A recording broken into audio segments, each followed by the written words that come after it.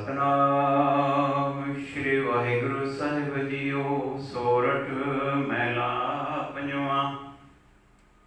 सुखिए को पेखै सब सुखिया, रोगी कै पाणै सब रोगी। करण करावन हार सुआमी, आपन हाथ संजोगी। मन मेरे जिन अपना परम गवाता, तिसकै पाणै कोय न भूला। जिन सगलो ब्रह्म पछाता रहा।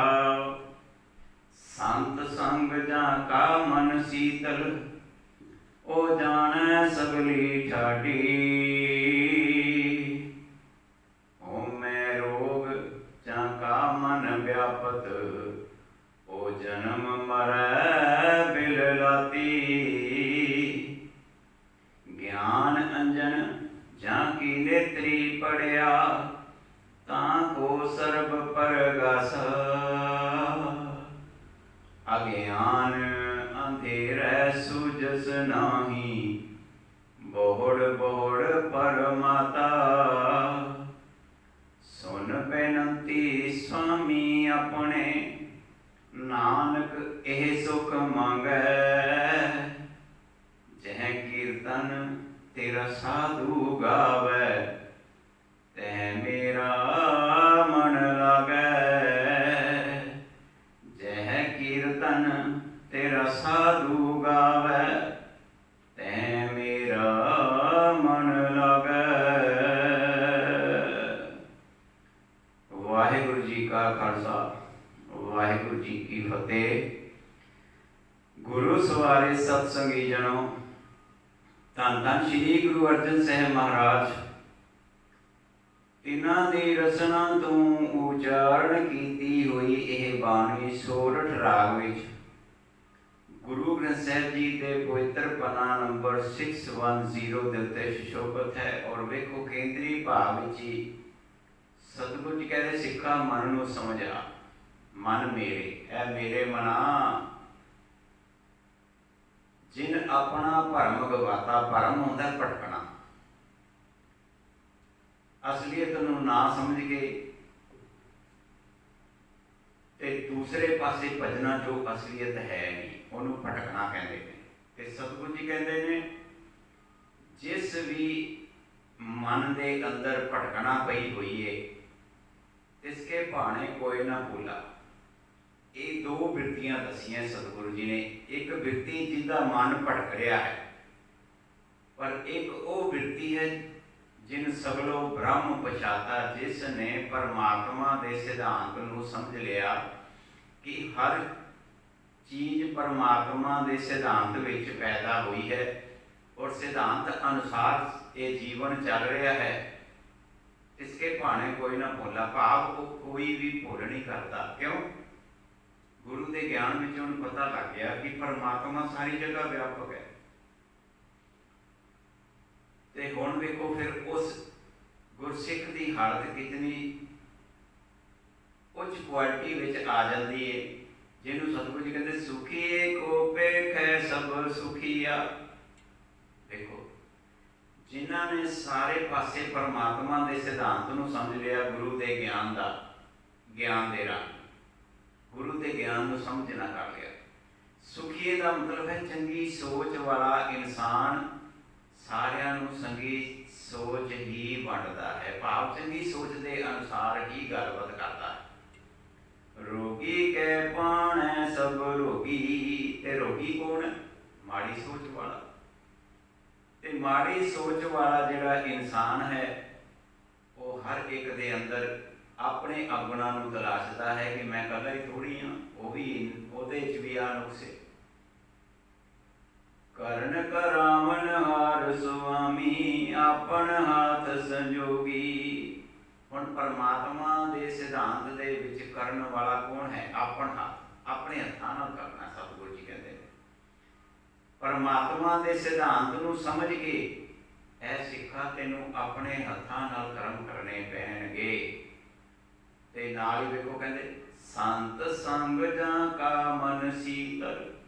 संत ਗਿਆਨ, ਗੁਰੂ ਦਾ ਗਿਆਨ, ਜਿਹਨੇ ਗਿਆਨ ਦਾ ਸੰਗ ਕਰ ਲਿਆ, ਜਿਸਨੇ ਗੁਰੂ ਦੇ ਗਿਆਨ ਨੂੰ ਸਮਝ ਲਿਆ, ਉਹਦਾ ਮਨ ਸ਼ੀਤਲ ਹੋ ਗਿਆ। ਦੇਖੋ ਅਸੀਂ ਮਨ ਦੀ ਠੰਡਕ ਕਿਤੇ ਲੱਭਦੇ ਆ, ਮਨ ਤੇ ਤਪਦਾ ਪਿਆ ਤ੍ਰਿਸ਼ਨਾਵਾਂ ਦੀ ਅੱਗ ਵਿੱਚ। ਉਹਨੂੰ ਪਤਾ ਲੱਗ ਗਿਆ ਜਾਣਾ ਸਗਲੀ ਠੰਡੀ ਦਾ ਮਤਲਬ ਹੀ ਹੈ, ਪਤਾ ਲੱਗ ਗਿਆ ਕਿ ਮਨ ਤੇ ਗੁਰੂ ਦੇ ਗਿਆਨ ਦਾ ਭੁੱਖਾ ਹੈ। ਜੇ ਗੁਰੂ ਦਾ ਗਿਆਨ ਸਮਝ ਵਿੱਚ ਆ ਗਿਆ, ਗੁਰੂ ਦੇ ਗਿਆਨ ਨੂੰ ਸਮਝ ਲਿਆ, ਤੇ ਇਸ ਮਨ ਵਿੱਚ ਤ੍ਰਿਸ਼ਨਾਵਾਂ ਦੀ ਅੱਗ, ਵਾਸਨਾਵਾਂ ਦੀ ਅੱਗ ਬੁਝ ਜਾਂਦੀ ਹੈ। ਹੋਮੈ ਰੋਗ ਜਾਂ ਕਾ ਮਨ ਵਿਆਪਤ, ਲਓ ਜੀ, ਉਹ ਜਨਮ ਮਰੈ ਬਿਲ ਰਾਤੀ। ਪਰ ਜਿਨ੍ਹਾਂ ਦੇ ਅੰਦਰ ਗੁਰੂ ਦੇ ਗਿਆਨ ਨੂੰ ਨਹੀਂ ਸਮਝ ਕੇ ਆਪਣਾ ਹੰਕਾਰ ਖੜਾ ਹੋਇਆ, ਆਪਣੀ ਮੈਂ ਅੱਗੇ ਖੜੀ ਹੋਈ ਗੁਰੂ ਦੇ ਗਿਆਨ ਵਿੱਚ, ਔਰ ਇਨਸਾਨ ਦੇ ਵਿੱਚ ਮੈਂ ਖੜੀ ਹੋ ਗਈ ਨਾ, ਉਹ ਫਿਰ ਪਸ਼ੂ ਬਿਰਤੀ ਵਿੱਚ ਜੰਮਦਾ ਮਰਦਾ ਰਹਿੰਦਾ। ਭਾਵ ਆਤਮਿਕ ਜੀਵਨ ਨਹੀਂ ਪ੍ਰਾਪਤ ਹੁੰਦਾ। ਜੋ ਗੁਰੂ ਸਾਹਿਬ ਜੀ ਸਾਨੂੰ ਆਤਮਿਕ ਜੀਵਨ ਬਖਸ਼ਿਸ਼ ਕਰਦੇ ਨੇ, ਉਸ ਜੀਵਨ ਤੋਂ ਅਧੂਰਾ ਰਹਿ ਜਾਂਦਾ ਹੈ। ਤੇ ਸਤਿਗੁਰੂ ਜੀ ਫਿਰ ਉਹ ਕਿਵੇਂ ਗਿਆਨ ਪ੍ਰਾਪਤ ਕੀਤਾ ਜਾ ਸਕਦਾ ਹੈ?